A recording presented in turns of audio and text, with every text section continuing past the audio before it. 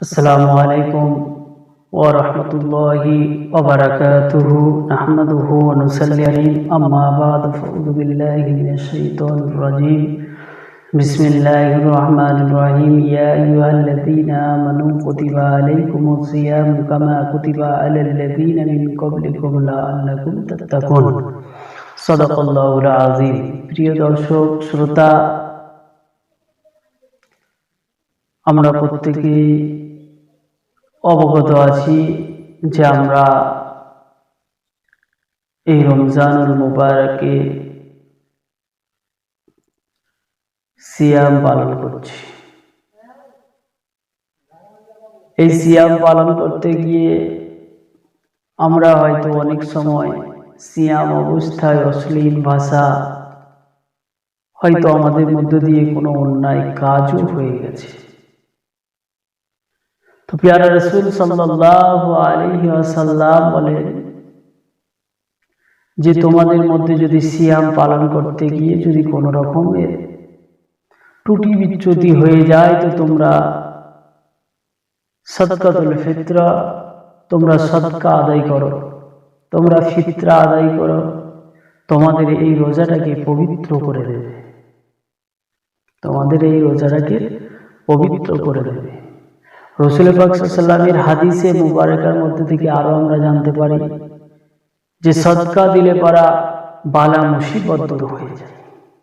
তা আমরা এই সিয়াম পালন করতে গিয়ে যদি আমাদের মধ্যে কোনো খারাপি হয়ে থাকে এই সিয়ামে, তাহলে কি হবে? সাদকাতুল ফিতরা আদায় করলে আমাদের সিয়ামটা পবিত্র হয়ে যাবে।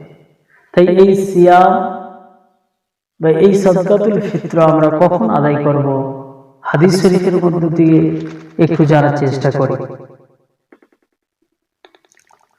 বা এই ফিতরা কে কে কাকে কাকে দিতে হবে, কে কে এই ফিতরা আদায় করবে। মিসকাতুল মাসাবির মধ্যে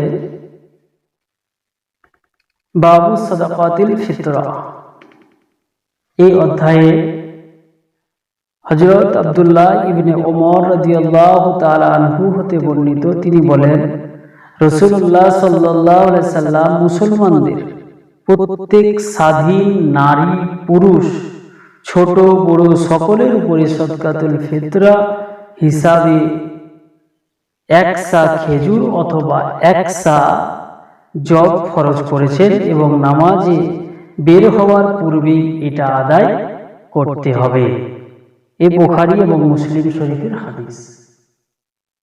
এবারে ইমামগণ কি বলেছেন?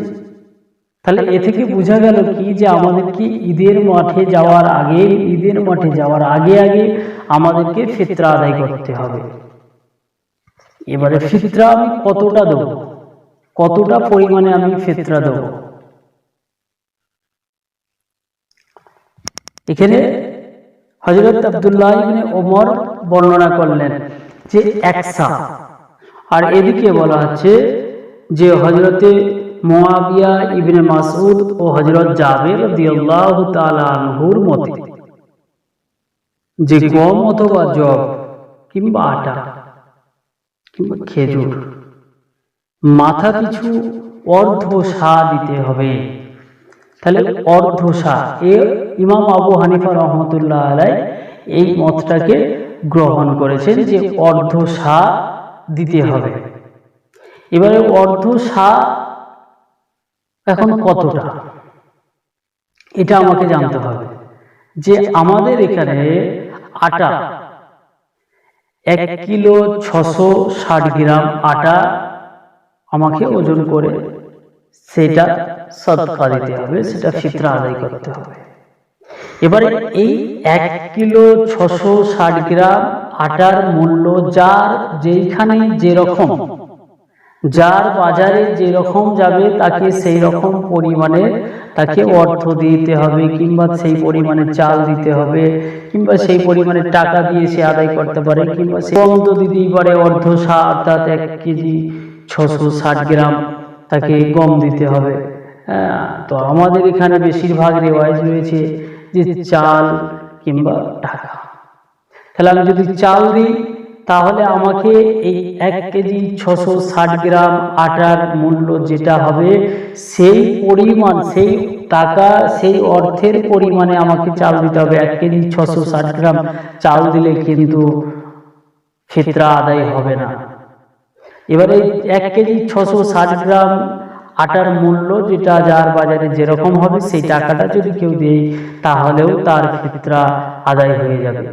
এবারে সেই টাকাটা আমাদের বাজার মূল্যে সব থেকে মানে খুব হাই ফাই দিকে যদি কেউ যায় তো সে যেতে পারে, কোনো অসুবিধা নেই, কিন্তু সর্বনিম্ন না হয়ে যায়, মধ্যম পন্থা অবলম্বন করতে হবে, যেটাকে আমাদের মানে আমি অনেক বন্ধু বান্ধব এবং অনেক আলেম ওলামা মুফতি ওনাদের ফোন করলাম, ফোন করে জিজ্ঞাসা করলাম এবং বাজার দর জিজ্ঞাসা করলাম, বাজারে ঘুরে দেখলাম যে আটার দাম যার বাজারে যেরকম, বিভিন্ন বাজারে বিভিন্ন রকম, কোনো জায়গায় 26 টাকা করে আটা, কোনো জায়গায় হচ্ছে 36 টাকা আটা।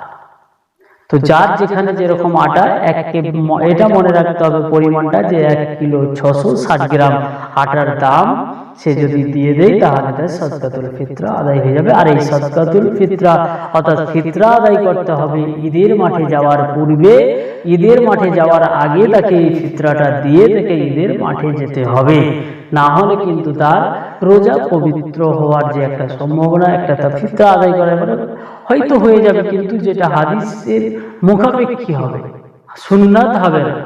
সুন্নাত হলো কি ঈদের মাঠে যাওয়ার আগে ফিতরা আদায় করে দেওয়া। তো আল্লাহ সুবহানাহু ওয়া তাআলা আমাদের প্রত্যেককে এই সঠিকভাবে ফিতরা আদায় করার তৌফিক দান করুন। ওয়া আখিরু দাওয়ানা আনিল হামদুলিল্লাহি রাব্বিল আলামিন। আসসালামু আলাইকুম ওয়া রাহমাতুল্লাহ।